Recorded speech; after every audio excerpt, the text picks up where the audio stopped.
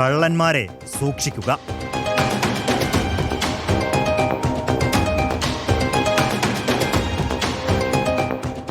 കോട്ടയം പാലായിൽ മൊബൈൽ ഷോപ്പിന്റെ പൂട്ടു തകർത്ത് 12 മൊബൈൽ ഫോണുകൾ കവർന്ന പ്രതി അറസ്റ്റിൽ. ഇടുക്കി ഉടുമ്പൻചോല സ്വദേശിയായ അനന്തു ബാബുവാണ് പിടിയിലായത്. അതിവിദഗ്ധമായാണ് പോലീസ് പ്രതിയെ വലയിലാക്കിയത്.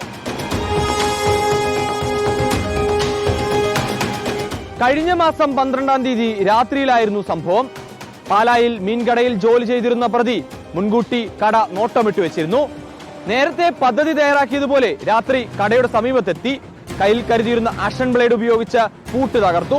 അകത്തു കയറി ആകെ മൊത്തം 92,000 രൂപ വില വരുന്ന 12 മൊബൈൽ ഫോണുകളാണ് പ്രതി കവർന്നത്.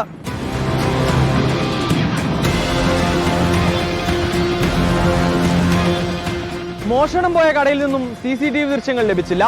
സമീപത്തെ കടകളിൽ പരിശോധന നടത്തി. അവിടെ നിന്നും ലഭിച്ച CCTV ദൃശ്യങ്ങളിൽ മുടന്നുള്ള ഒരാളെ കണ്ടെത്തി.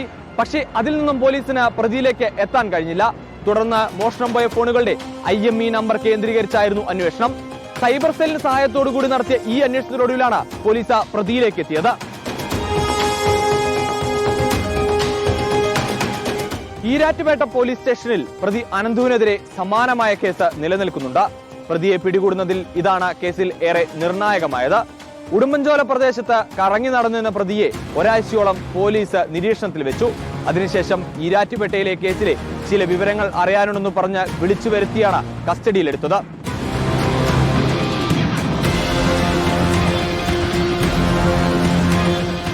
പിടിയിലാവുന്നതിന് മുമ്പ് പ്രതി അനന്തു കട്ടപ്പന, രാജാക്കാട്, തൊടുപുഴ എന്നിവിടങ്ങളിൽ മൊബൈൽ ഫോൺ 3 വിൽപ്പന നടത്തിയിരുന്നു. ഈ 3 മൊബൈൽ ഫോണുകളും റിക്കവർ ചെയ്തിട്ടുണ്ട്.